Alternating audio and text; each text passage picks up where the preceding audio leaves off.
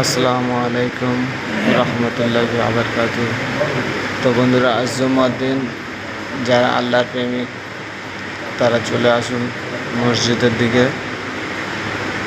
তো নামাজ ছাড়া আমাদের আর কিছু নেই, যেহেতু সবাইকে নামাজ পড়তে হবে, কেন আখিরাতের কথা ভুললে হবে না। সবাইকে সামনে আসতে হবে একদিন না একদিন। কবরে গেলে বুঝতে পারবে যে আখিরাতের কথাটা কি, নামাজটা কি।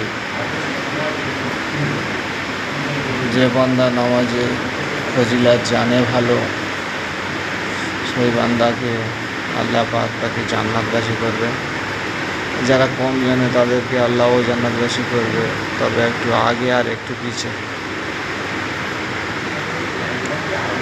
দেখুন আমাদের মিনার।